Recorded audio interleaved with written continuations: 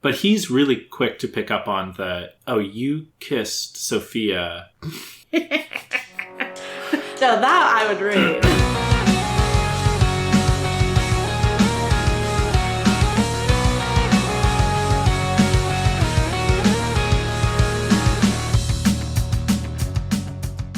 Welcome to Inchworm, the podcast in which we're inching through Worm. I'm Jenny. And I'm Ted. And we read Buzz 7.6. Really quite dramatic, actually. Much more happening in this chapter than I expected. Yeah. It's a short one. And we're not even really into the cape stuff yet. No. The pivot continues. But, wild chapter. Would you like to tell us what happened in it? I would love to. We kick things off with Brian being like, so, about that favor. And Taylor's like, we're still on the bus. Can we talk about it later in private? And Brian's like, sure.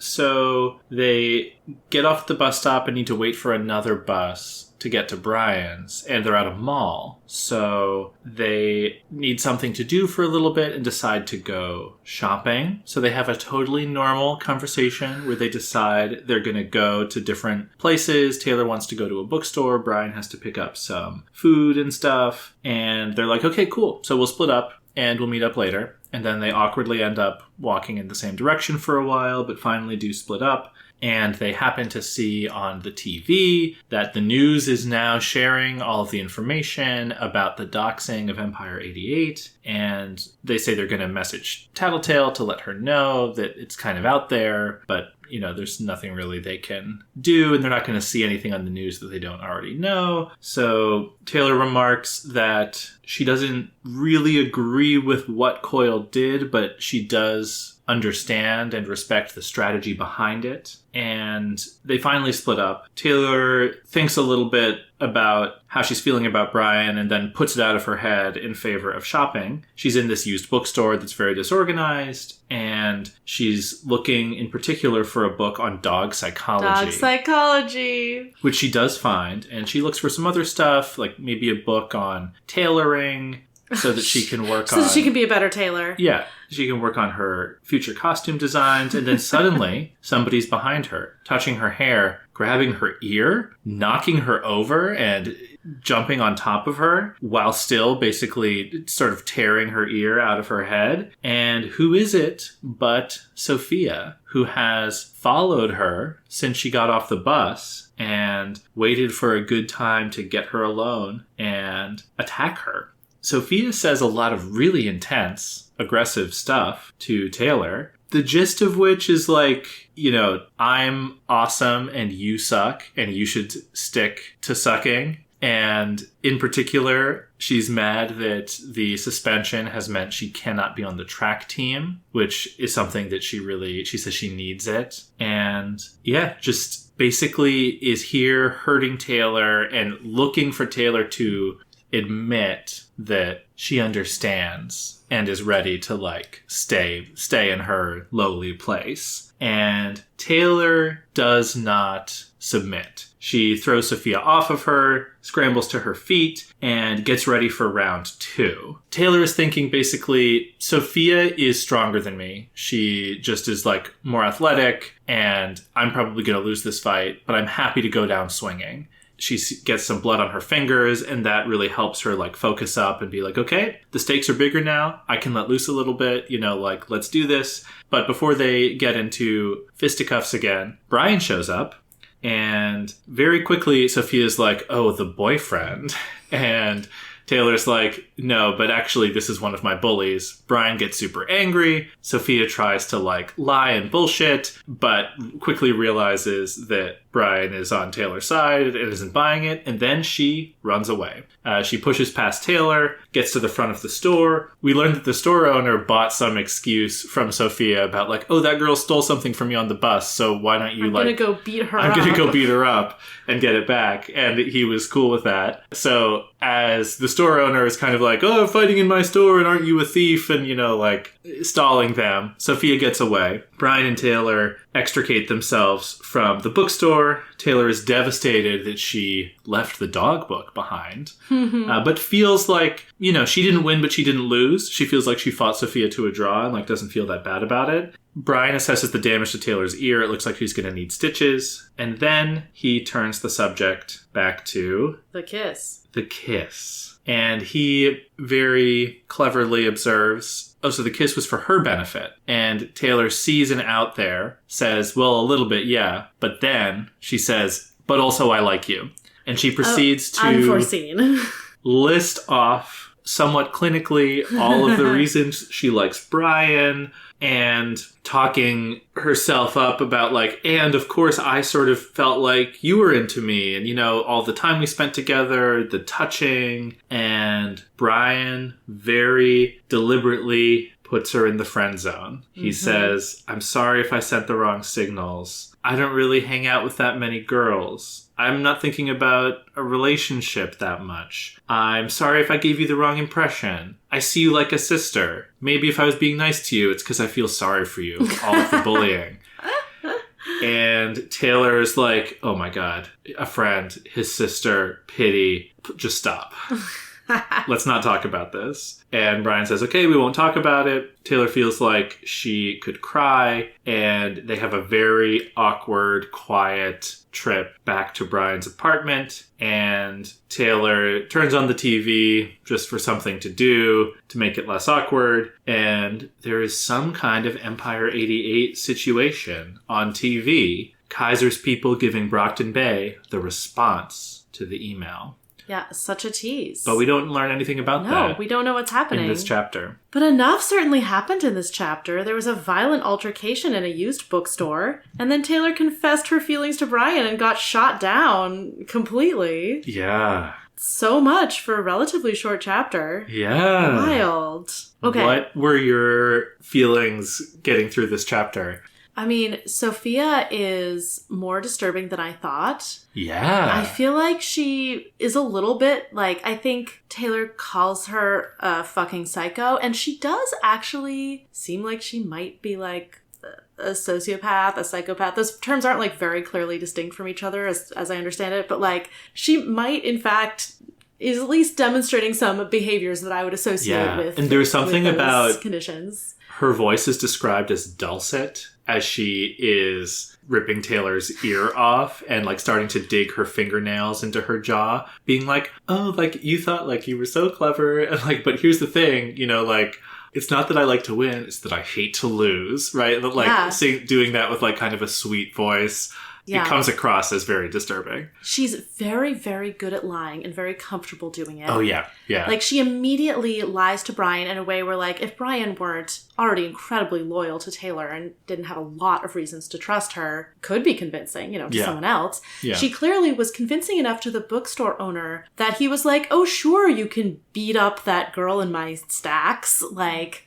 this girl stole from you on the bus? Sure, beat her up. Like, yeah, I'll turn the music up louder so that I can't hear the beating. Absolutely, yes. And yeah, it's clear that she's got some issues. Yeah.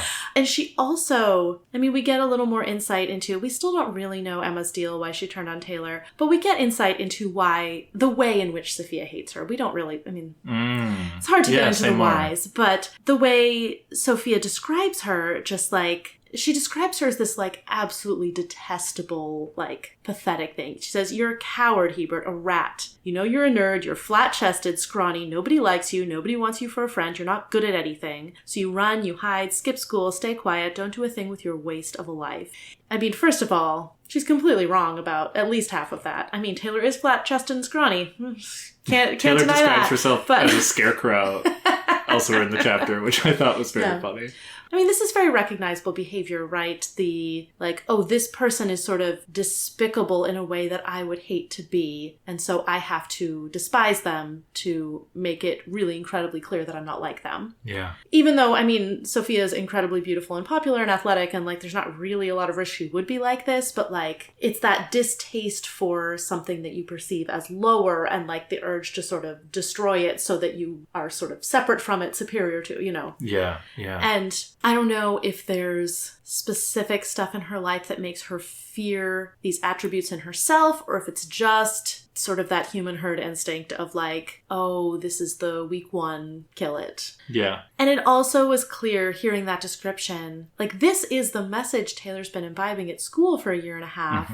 Not maybe quite this clearly all the time, not maybe with this violence accompanying it, but like this is why she absolutely needs her cape life, because she doesn't want to stay quiet. She wants to do something. She doesn't want her life to be a waste. And she doesn't want it to be true that nobody likes you, nobody wants you for a friend, you're not good at anything. Right. Now that she's an undersider, they all like her. They're her friends. She's really good at something. Yeah. Of course, she needs this. She can't possibly go back to her old life. Yeah. It occurs to me, you're absolutely right, that this is what Taylor's been living with. I think it's what Taylor has internalized, right? My takeaway here is that Sophia is saying, you're a worm. You're nothing, right? Yeah. Like, remember when I thought them saying that was going to give her powers? Right, but it's possibly more metaphorical than literal, right? But it kind of did, right? Like, this is how Taylor sees herself. The bullying was what led to Taylor to have this, like, mental break. Yeah. And so the affinity for the little wriggly things and insects of the world is Taylor internalizing what Sophia is saying. Yeah. And then very ironically using it as her source of strength, right? Like, if Sophia only knew that Taylor and her army of worms and other similar things could sort of inflict so much hurt back on her, she might feel differently. Yeah, I mean, this is really the worm is turning, right? Yeah. I mean, that's a phrase that's not used very often these days, but that's what it means when someone who's been, like, bullied, like, put down, like, turns and strikes back. And that's what Taylor's doing in this narrative. Like, the whole narrative, in a way, is her proving that she is not, like, her becoming something other than the worm. Yeah.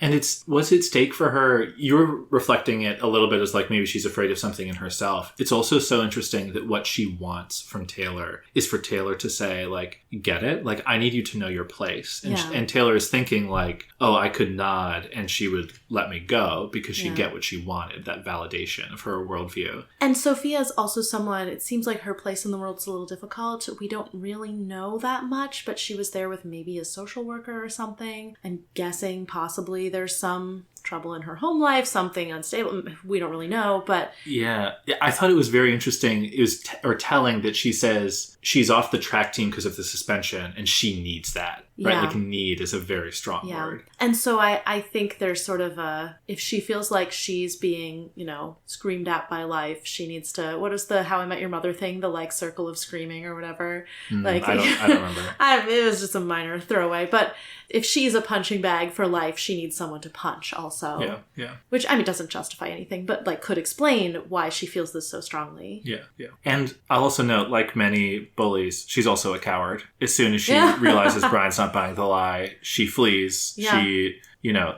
She's out of there. Right. And it's funny, like, she accuses Taylor of a lot of things. One of them is being a coward, which hasn't been true in any way for Taylor. Like, we've seen Taylor do so many things and never has she been cowardly about it, I don't think. Yeah. Even going to school was a major act of bravery every day. Yeah. Yeah. And Sophia's like, I can't believe you talked to the school or whatever. And Taylor's like, whatever, Emma's dad called that meeting. Yeah, right? I wasn't trying to tell the school But it's at all. interesting that, right, what Sophia cares about is, like, Taylor should be the perfect bully victim and that she never fights back and never does anything. And so even Taylor trying to unsuccessfully use the levers of authority to come back at Sophia. I mean, I guess it was minorly successful because of the suspension thing, but right. Yeah. But, like, even that is a splinter in her side that she needs to, retaliate for in her view. And so this is the person who is now Emma's best friend. It's so hard to reconcile that with the person who was such a good friend to Taylor for so many years. Yeah. And I still am waiting for the narrative to fill that in. I really hope it does at some point, like, give us a satisfying answer for, like, what changed Emma? Yeah. That, like, this is now her best friend. I don't know if she likes Sophia, but she at least finds her useful. Why is this now what she's choosing? Yeah. I mean, what do you think? What do I think made her change? You haven't speculated on this in a while. That's true, but I've speculated on it so much. I mean, I assume some sort of trauma. Could be a trauma that also was a trigger event that gave her powers. But, either way, some kind of trauma that revealed to her what she thought, changed what she thought the world was like. Yeah. Something that would make this haves and have-nots worldview refreshing or comforting or something like that. Yeah, or the way she thinks the world works now, and so she'd better be one of the haves. Right. Yeah, she went to camp? Taylor went to camp? When Taylor got back from camp. Taylor was at camp, so we don't know what Emma was doing. Maybe she was at a different camp. Maybe she was just at home. Yeah, I don't know. I kind of want it to have something to do with her father because we already know about him and he's kind of a scumbag. I mean, I don't know that he would have specifically, deliberately done something to her. I don't know. We don't really have any reason to think that, but I want him to be involved in some sort of guilty way.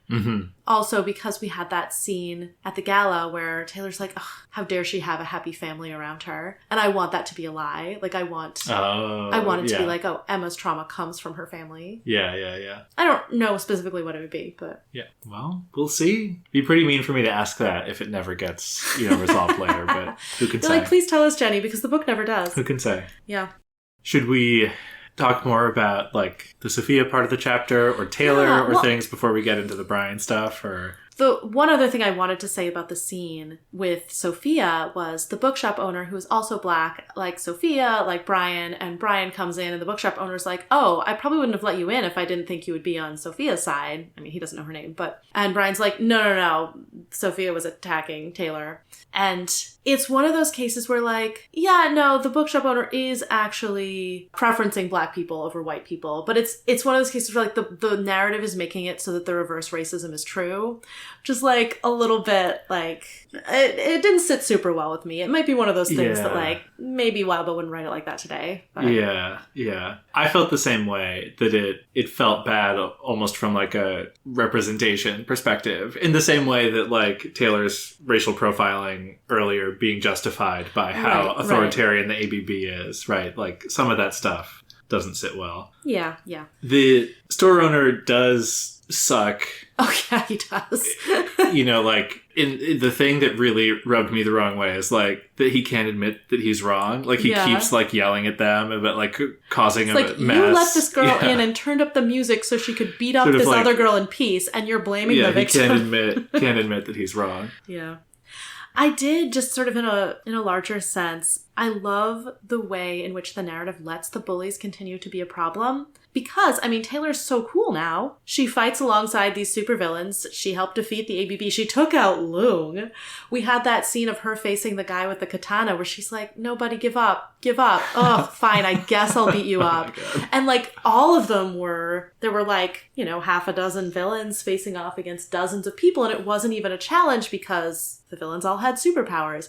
And so does Taylor, and she could have defeated Sophia with them, but she still has this thing where that would betray her identity and get her into so much more trouble. Yeah. So because she's sort of handcuffed in this way, she still has this thorn in her side from her previous life that she can't fully escape. Yeah. That she can't rise above, even though she has become so much cooler than Sophia's image of her. Right. And so I think that image is also continuing to haunt her. Yeah, probably. Absolutely. I was so devastated by that brief thought. Right, she thinks about using the bugs, but then she specifically says, if I used them, I'd never be able to go home to my dad. And we haven't had anything in this arc really of her reflecting on the fallout with Danny. But to me, this is the subtext of that chapter was her writing down, I'm a supervillain, and then being I could show him. But then I'm just picturing what he would look like seeing me that way. Mm-hmm. And this is the same thing here.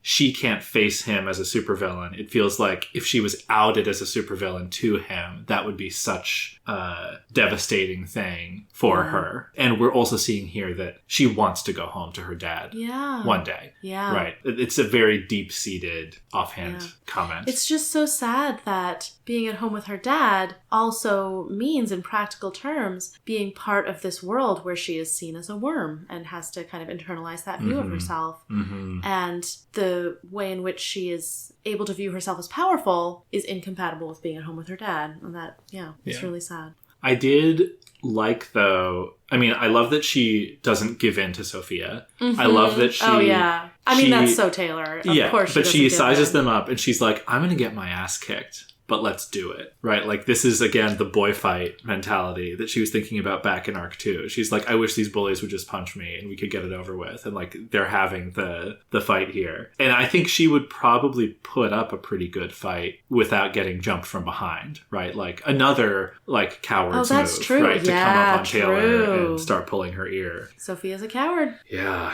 I mean, she's a bully. Bullies are usually cowards. Yeah. But she says to Brian, like, I guess outside of school, Sophia's more okay with violence like this, like letting it escalate. But Taylor also thinks the same thing. She, like, sees blood on her fingers and then she's like, okay, like, this is actually helping me because now I know I can go harder, right? Yeah, that's how she felt when she was fighting Bitch. She's like, oh, I don't have to hold back, finally. Right. But it's kind of what you were saying of, like, she sort of knows that she couldn't use her bugs because of how far she would take it. And now she's kind of like, oh, actually, maybe I could take it a lot farther than I would at school. Like, it takes her a few seconds to think. Right. And the reason not to use her bugs in this situation is not because I would go too far. It's because then I would be found out. Exactly. Yeah. Exactly. I mean, the way Sophia's going, I mean, she'd be justified in almost anything at this point.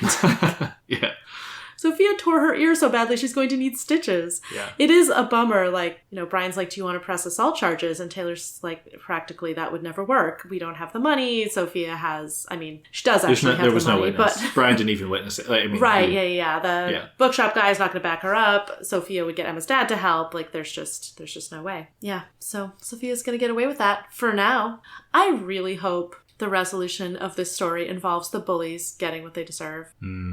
Probably not. It probably will happen before that point, but I hope so. Mm-hmm. I'd like to read that or reread it, as the case may be. What if they decide to go with Coyle and Taylor's like, yes, you know what my price is? I want you to destroy these girls' lives bureaucratically. How would you feel about that? I don't think she would do it. It would be very satisfying to read about, but I mean, I think that the reason that she won't destroy them herself is also the reason that she won't get Coyle to do it for her. Well, what did you think about Taylor on Coyle when she's talking to Brian in this chapter? Oh, yeah. She's saying it's like kind of clever to, you know, it was insight into what he's doing that I hadn't quite put together. Controlled chaos. Yeah, to create this level of controlled chaos. She does think it crosses a line, and Brian agrees. Well, doesn't she say she's not sure? She says, I think it sort of crosses a line. I mean, I feel like that's just how people talk, but you might be right. She might be kind of waffling on it. I mean, I'm picking on Taylor here, but it was fascinating to contrast that for me with Lisa saying definitively this is over the line, and Brian saying it crosses a line, where I feel like what I got out of this paragraph is Taylor actually being the undersider most open to what Coyle is doing based on this kind of like line in the sand. And we were reflecting like, oh, maybe Lisa has a conscience last chapter or a couple chapters ago. Taylor definitely has a conscience, but she also is very ruthless in pursuit of what she thinks is a good end. It's just fascinating to see that there is apparently wiggle room here. Right. And I think probably both Lisa and Brian went into the supervillain scene with like a very different perspective than Taylor. Because they were both like, okay, I guess this is technically villainy, but it's fine for these reasons. And Taylor was kind of never fine with it. Yeah. And now she's going to do it for sort of weird reasons, like friendship reasons, I guess. Just because she, you know, her reasons for not doing it aren't strong enough, I guess. But like, I think she views the world of supervillainy as darker than they do, because they probably needed to paint it, you know, in better light for themselves in order to join. Whereas she joined with the idea of like, these people are abominations. Oh, maybe they're not that bad. Like, she didn't start with that sort of internal justification. But going back to what she said about Coyle, yeah, I can see the reasoning, she says. Controlled chaos, keeping everyone that matters busy and off balance so he can advance his own agenda. That's good insight onto it. I hadn't quite thought of it. I assumed that this could be true. I assumed that he specifically was trying to bring down Empire 88, and this was the first step in a more elaborate plan, which could also be true. She's seeing it as more like, just keep people busy so he can kind of move in the shadows. And it's probably both. Yeah, why not both? Yeah. He's clever. He seems like he could do both. Brian's very non-committal. He's like, it does cross a line. Yeah, we'll have to see how that works out.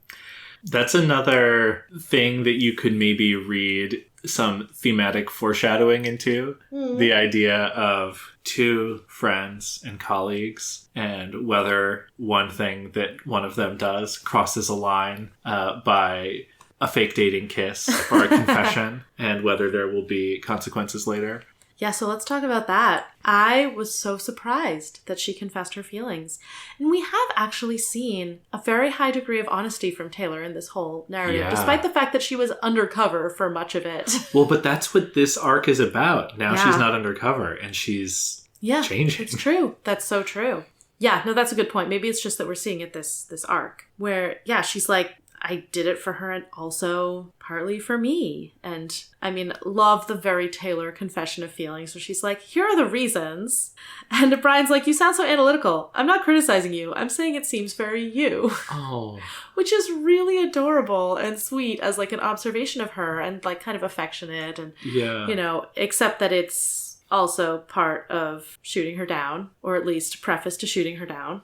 It seems like Lisa's perspective on it was more accurate than we knew. That, like, Brian, I don't know if it's true that he doesn't know how he feels, but he really is not thinking about it at all. Yeah. So what he says here would imply that the times when we were like, oh, no, he's definitely flirting or, like, doing something deliberate, we were in fact wrong. I don't know if that's going to turn out to be true because it does seem like he hasn't really been thinking about it, which means he could have sort of been acting on stuff that he wasn't admitting to himself.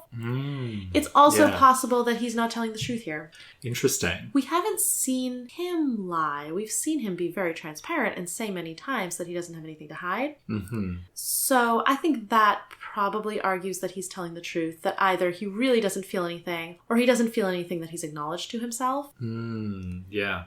Hard to say. I was thinking sort of story structure wise, like, okay, why put the confession here? Like, this is so much sooner than I expected it. Like, I expected things to sort of build. I did not expect her to confess her feelings at this point. I mean, Taylor likes the fantasy books, but she thinks that romance and mystery are too samey.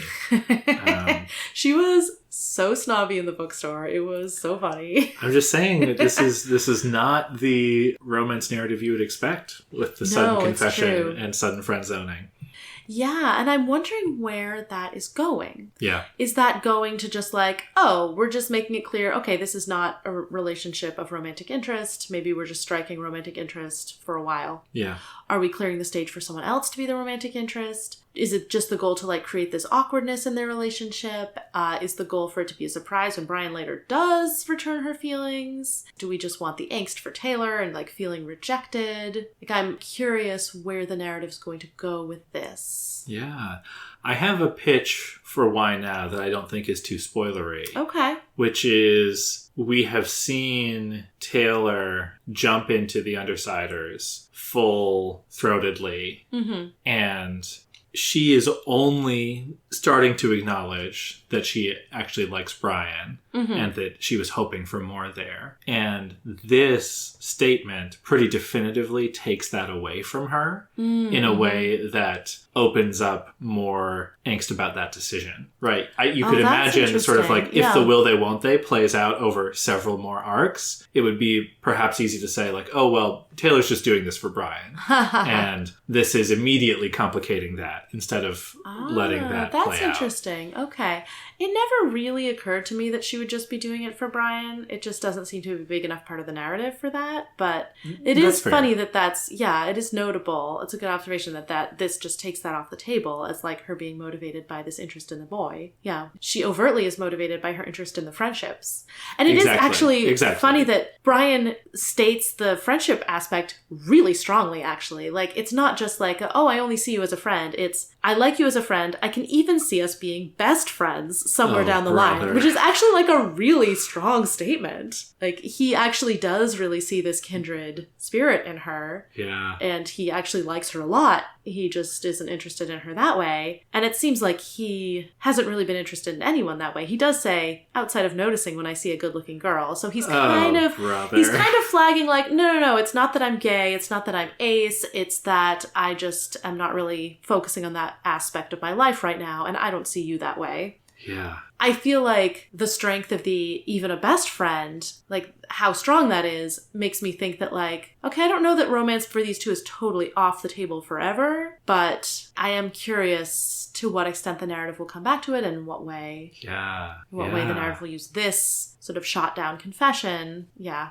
I do feel like there are many stories that benefit from the will they, won't they engine driving them forward. Like, oh my gosh, the first like 3 seasons of The Office, that was the best part of the show.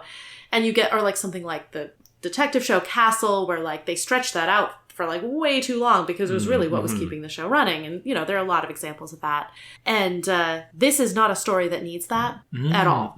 Like that is not the engine driving the story forward. It's been sort of a fun element, but like very much a background element. Her relationship with the Undersiders as a whole, her relationship with each individual one, like so much more interesting than the romantic aspect. Like this is not needed. So maybe it won't come back for a while. Maybe it doesn't need to come back in a way that's like particularly like romantically strong. Like it doesn't need to revive that element in a strong way. Yeah. I mean, Taylor doesn't like romances that much. Seems like maybe Wildbow is also not interested in writing a romance, even if he's interested in including romance in his story. Yeah. Well, it does make me wonder sort of how much of like doing this now versus later is sort of like in response to like how much are people talking about some bug in the comments of like early Worm, and is that at all influencing he's like, what Wildbow I'm wants so to tired write? of people talking about some bug, the term they definitely use and all know. More so, though, I actually really like... I don't know if this is the first time it's happened in Worm, but I remember being just so surprised the first time reading this to have this definitive shooting down of Taylor's romantic interest. It was such a narrative curveball. Yeah. And that's something that happens a lot in the rest of the story. Yeah. You know, not exclusively in like the romance domain. I feel like we've seen it a lot already. Yeah. Yeah. Keeping us guessing about where things are going is also a big reason, right? Like if this is going to happen, like why not do it, you know, halfway through the next, you know, just like keep these story beats coming because there's so much more story and we can get to the next thing. Yeah. But it's funny, I usually write romance. I write romantic fan fiction and I write romance novels, and like that aspect of like how are we using the romance to like drive the tension forward, like what interactions do you have to like up the stakes and forward things. It's so funny that I'm like looking at this through that lens and I'm like, oh, it just doesn't apply. Like that's just not the story that he's writing. Like this is just taking that off the table maybe for who knows how long. Yeah. I have a lot of thoughts about Brian. Go on. In this chapter. And in coming to this chapter on a reread, right, I had a lot of expectations about the Brian-Taylor relationship before this chapter as I was rereading, right? Because my takeaway was like, oh yeah, Taylor confesses to Brian, he shoots her down, sees her like a sister, and that's that. So rereading it, I'm like, oh wow, it's so amazing to be in Taylor's head and see like, oh, she's really like not reading the signals. She's picking up on all this stuff, you know, like, oh,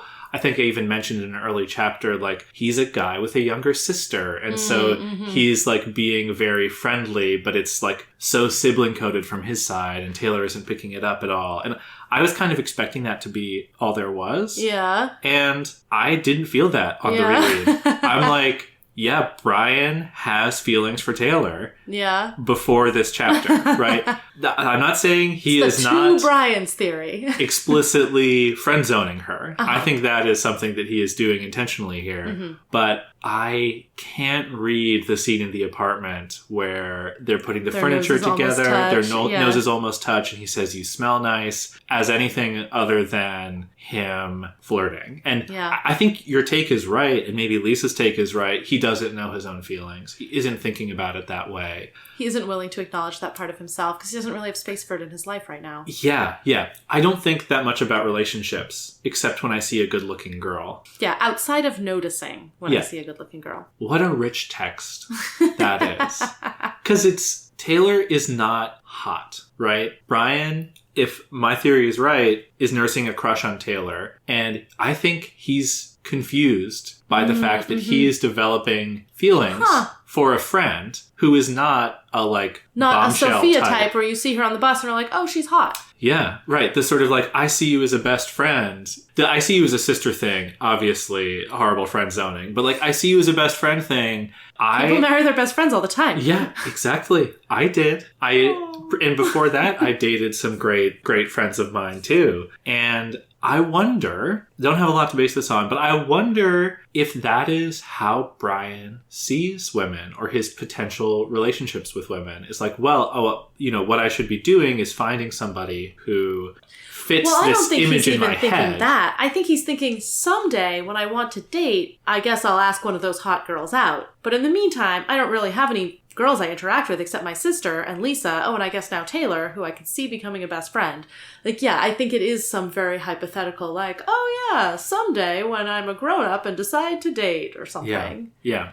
And this might be idiosyncratic from where I'm coming from. But he's really quick to pick up on you kissed me in front of Sophia for Sophia's sake.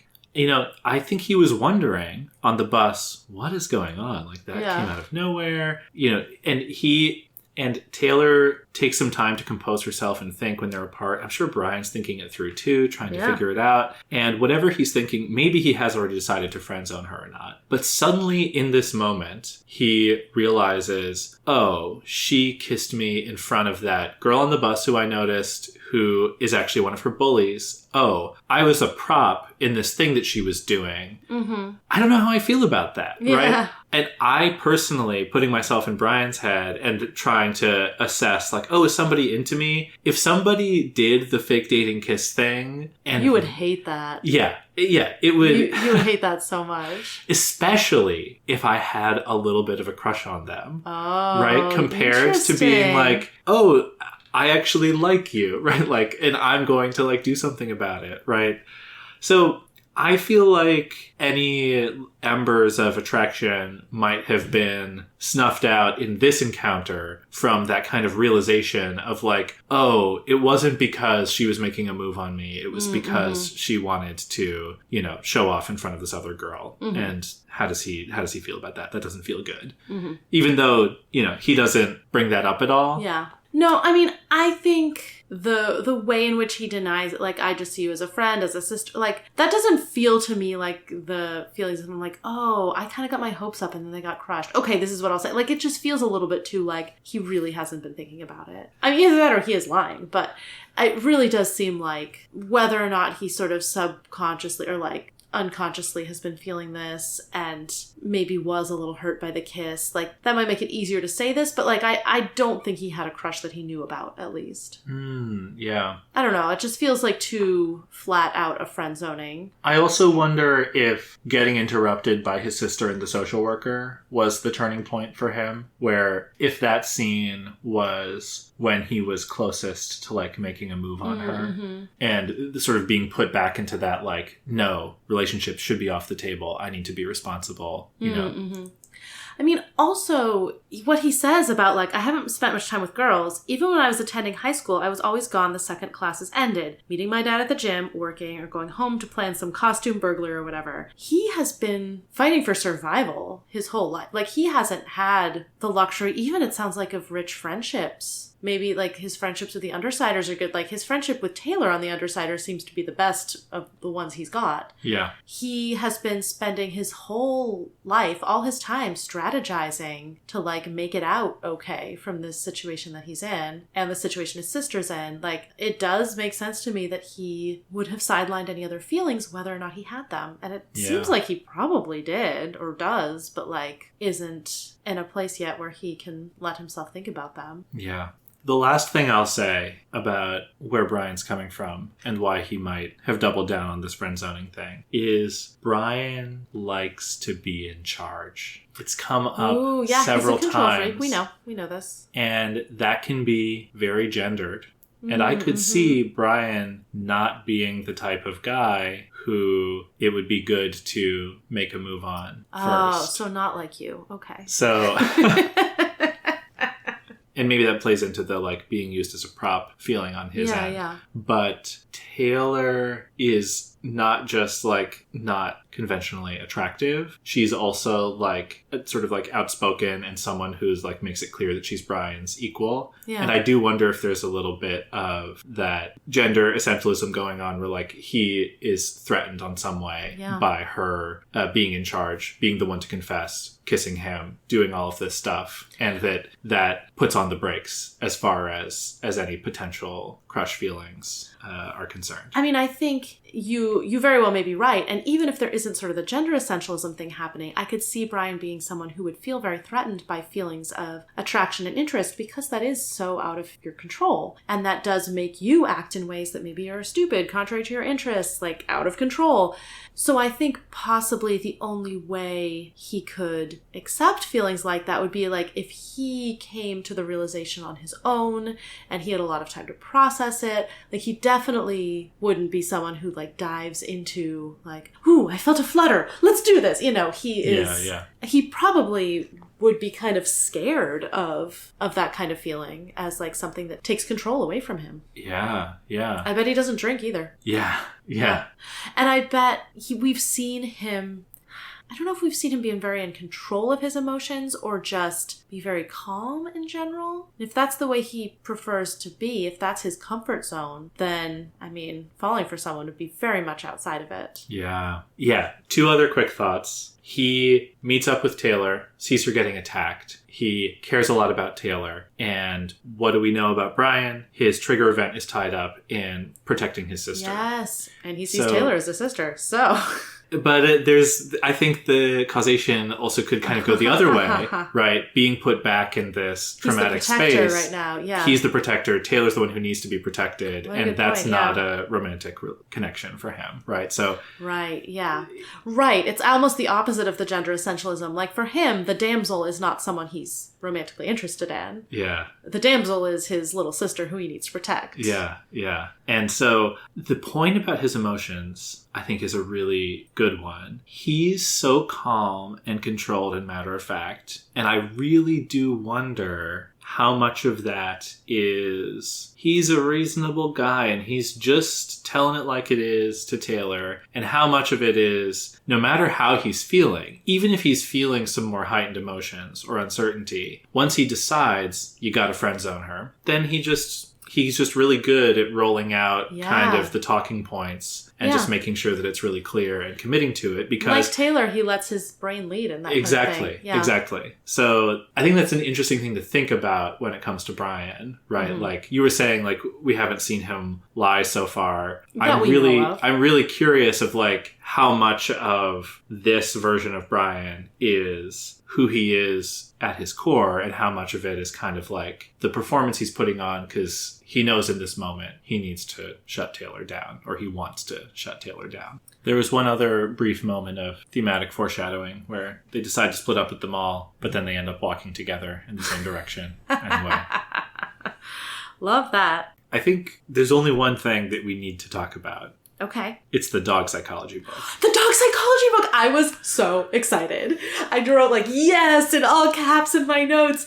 I called it. I mean, I thought she'd look it up online. And also she still hasn't actually acquired the dog psychology book. But she's doing it! She is who I thought she was, which is someone who would take the time to research dog psychology and dog communication. I think I said dog communication, but... so that she can communicate with Bitch. Yeah. Yes. I knew that moment was coming. I was so vindicated. happy. I mean, I hope she eventually finds a book. I also just love that before Brian shoots her down, the thing that she cares most about is that she didn't get to keep the book. She left the book or didn't behind. Get to buy the book. Yeah. And again, she also thinks to herself, like, yeah, I could have been thinking about what I was going to say to Brian, but the more important thing is to get the dog psychology book. It's very funny what her priorities are. Oh. And I love just how much she values that relationship. Yes. I feel so triumphant in that prediction. There are so many things I predicted that have not come true. But this one, I was on the money. Except that she still hasn't actually gotten the book. But it's the thought that counts. I think she'll find a way to research dog psychology, because now that that's been teased, we're going to want to know. Yeah, definitely. This is why we don't need romance, because we're so intrigued by the dog psychology, which of course will also lead to romance, but... Yeah, so any other predictions or thoughts about what's coming next? Oh, yeah, okay, so I didn't think about this at all. Empire 88 is doing something. I think, given who they are are in, like, the town center. Does the town have a center? I don't know. Downtown, by the banks. Who knows? And they have corralled a bunch of people of color and are, like, holding them at gunpoint? PowerPoint? They're holding them at PowerPoint and are threatening their lives or something. Boy. Yeah. I don't know what they hope to get out of that. Maybe they've just, like, bombed a neighborhood that has a lot of people of color in it. I don't know. Yeah. They're doing something bad to the non-white people in this town. Right. You try to out us, we'll just double down. Yeah, you're calling us white supremacist? Well, we're going to be white supremacist at you, I think is probably what's going on there. Yikes. Well, I know, it's going to be bad. And what do you think Taylor and Brian will do? I think they'll reach out to the others, and then they'll meet up, and they'll go and try to take them down. Nice. I mean, I guess they'll probably check in with Coyle also, but yeah. I think there'll be some interesting, like, we should check in with Coyle. Okay, but don't we need to stop these guys anyway? And yeah. Mm-hmm. It's like, yeah, but we can do it better if we coordinate with him, because he'll probably want to stop them along with, like, the travelers. Like, he can give us allies. Yeah. So that's what I think will happen. Do you want to hear the first sentence? Yes, I do. Purity floated above the docks, and... In a glowing ball of white light. Anne. Okay. Oh, Anne. Wait, like, comma? Anne? Purity floated above the docks, comma, Anne. Incandescent, glowing figure against the night. It's not night. Against the sky. But that's basically what it says, yeah. Yeah, okay, so this is maybe they're about to attack the docks? I guess the docks is the sort of general area that the Undersiders are based in. So, yeah, I guess they're going to attack some people. I still think it's probably going to be mostly or entirely people of color, because that's how they roll. Well, there are no new cape names. So I think that brings us to the end of the episode. Yeah, I think that wraps it up for us. All right, until next time. On Inchworm. Worm is a web serial by J.C. McCrae. You can read Worm at parahumans.wordpress.com and support the author at patreon.com/wildvote. Follow us on Tumblr and Blue Sky at Inchworm Podcast, or find our Discord link and any other updates on inchwormpodcast.com.